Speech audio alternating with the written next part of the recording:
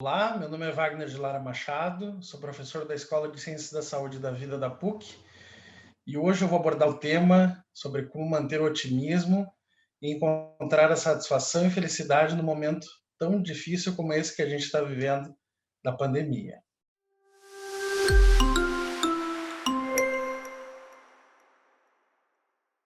Bom, quando a gente fala de expressões como satisfação, felicidade, são formas muito diferentes que a gente denomina um fenômeno mais amplo, estudado na psicologia, que é o bem-estar. Então, temas como a satisfação, a felicidade, são formas que nominamos um fenômeno bem mais amplo, que é o bem-estar, é estudado pela psicologia e outras áreas. O bem-estar, por muito tempo, ele representou um conjunto de riquezas materiais de indivíduos e sociedades, mas ao longo do tempo a gente foi resgatando uma tradição do período antigo, especificamente da sociedade grega, de um estudo do bem-estar, né, visto como basicamente a questão da felicidade e a autorrealização. Isso acontece mais ou menos na década de 60. A felicidade ela pode ser encarada como o conjunto de experiências positivas e prazerosas, como sentimentos positivos, a própria felicidade, que a gente fala bastante, a questão da satisfação com a vida, e essa seria, na Grécia Antiga, uma tradição hedônica. Pensar a felicidade como um prazer, a satisfação e evitar a dor, o sofrimento. Outra tradição interessante é do filósofo Aristóteles, que vai pensar que a felicidade ela não se resume só ao prazer, às sensações boas, mas também diz respeito à questão da autorrealização, do sujeito realizar o seu potencial, ter sentido na vida, perceber o crescimento das suas habilidades, competências, ter autonomia, isso é pensar na vida a partir de critérios mais pessoais, e essa perspectiva, então, a gente chama de eudaimônica, em contraste com a perspectiva hedônica. Então, hoje a gente sabe que, pensando na nossa saúde mental, física e até espiritual, só a felicidade em termos do prazer, da evitação da dor, ela não é suficiente. Então, a gente precisa do sentido, do propósito na vida. Isso é interessante a gente refletir, porque o sentido diz respeito a uma narrativa de como a gente liga os fatos que acontecem na nossa vida em nome de um sentido maior, de uma conexão entre esses fatos e como a gente se encontra hoje, como a gente se vê no futuro, enquanto que o propósito, em geral, diz respeito aos objetivos de vida.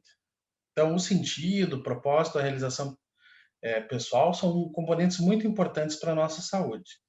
Tem pesquisas recentes que mostram, inclusive, que pessoas que têm maior sentido de vida, têm propósito, elas têm uma taxa menor de doenças cardiovasculares, doenças alérgicas, inflamatórias. Tá? E por quê? Porque, em geral, essa percepção de sentido na vida faz com que a gente tenha uma melhor capacidade de enfrentar o estresse do dia a dia, ser mais resiliente, que é uma expressão também bastante utilizada hoje. Resiliente nada mais é do que passar pelas adversidades com o menor impacto possível. Sempre vai ter um impacto, mas passar por essas adversidades da melhor forma possível, certo? E, além disso, tem um componente muito interessante no sentido da vida, no propósito de vida, porque dificilmente ele inclui só o indivíduo, ele tem uma característica transcendental. Quando a gente pensa num propósito de vida, em geral, ele envolve a nossa família, os nossos amigos, a nossa comunidade. Então, ele também nos conecta a outras pessoas. O outro assunto que a gente vai abordar é o otimismo.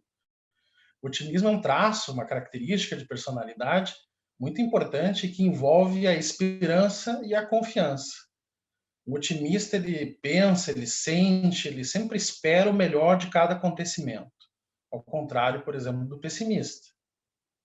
Além disso, uma coisa interessante da pessoa otimista é a forma com que ela explica os momentos nos quais ela não tem sucesso. Então, as pessoas otimistas, em geral, elas tendem a ter uma forma de explicação no sentido de que o seu insucesso é algo temporário, não é permanente. Então, ela não pensa que, diante de um fracasso, que ela é um fracasso enquanto pessoa, mas que eventualmente falhou numa tarefa que futuramente pode ter sucesso. Ela atribui causas específicas, né? Então, por exemplo, ela pode pensar que foi mal numa situação, não por má sorte, né, por questões mais gerais de vida, mas talvez por falta de experiência, e aí ela pode buscar mais informações para lidar com aquela situação, e também atribui a causas externas mais do que internas. Então, um estudante que vai mal numa prova, ele pode pensar, essa prova é difícil, ao invés de dizer de pensar que ele é um fracasso, que ele não consegue estudar, por exemplo. E a gente, durante a pandemia, pode pensar que muitas vezes não está conseguindo superar algumas dificuldades porque são desafios novos, são coisas que talvez a gente não tenha vivido ao longo da nossa vida e a gente vai ter que aprender um pouco com essa situação, modificar algumas coisas até ter sucesso, mas pode ter sucesso. Então, o otimismo ele se relaciona com a esperança e é interessante porque a esperança na nossa sociedade, em geral, ela é vista como algo passivo, pessoas que simplesmente esperam que o melhor aconteça. E na psicologia a gente estuda a esperança quanto algo ativo, proativo do sujeito. Então não é apenas esperar o melhor, mas pensar como eu posso criar as condições para que o melhor aconteça.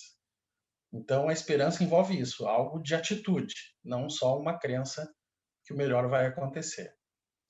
Pensando nos cuidados de como manter a nossa felicidade e otimismo nesse período, eu pensei em algumas questões. Tá? A primeira delas é o autocuidado.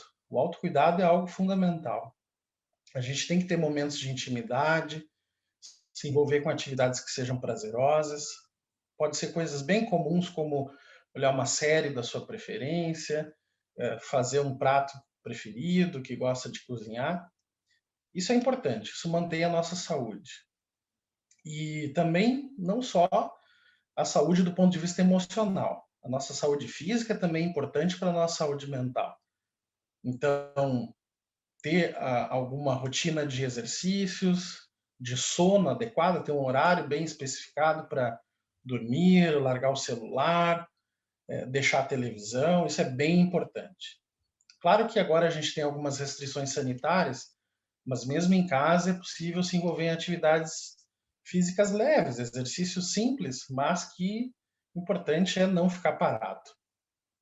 Outro ponto que é fundamental para a nossa saúde, para a nossa felicidade e satisfação nesse momento, é conexões com pessoas que são importantes. Então a gente deve sempre cultivar relações de suporte com familiares, com amigos, colegas. Essas relações são muito importantes. São pessoas que, em geral, a gente pode dividir um problema, uma expectativa, contar para resolver uma tarefa. Mas algo é importante, a gente não só precisa contar com essas pessoas, mas também se oferecer, dar suporte a essas pessoas. E isso tem alguns estudos na psicologia que mostram que essa sensação de fazer o bem para outras pessoas é muito importante para a nossa saúde mental, porque ela nos conecta a outras pessoas, nossa família, comunidade, nos gera uma satisfação e nos gera um senso de pertencimento a esses grupos. E uma sensação de criar, né, uma colaboração real para essas pessoas. Então, essa é uma dica valiosa. Reforçar esses laços, essas relações de apoio. Em relação ao otimismo, e até pensando no sentido de vida, é sempre interessante estabelecer metas, objetivos, planos e formas de como torná-los realidade. Então, é claro que a pandemia mudou muitas coisas nas nossas vidas, as pessoas tiveram que adiar algumas expectativas, alguns projetos, alguns objetivos, mas é importante que a gente se envolva em criar novos. Então, esse é um exercício contínuo. Então, às vezes, algo bem prático pode ajudar. Criar uma lista, escrever num diário, numa agenda, algo parecido. Fazer esse planejamento, estabelecer metas, esperar que o melhor aconteça e construir as condições para que isso aconteça. Então, esse exercício é bem importante, nos mantém conectado aos nossos objetivos e metas, nos mantém menos distraídos em relação às notícias negativas, às vezes até pessoas que são muito negativas, pessimistas, nos ajuda a manter focados nos nossos objetivos, no nosso propósito.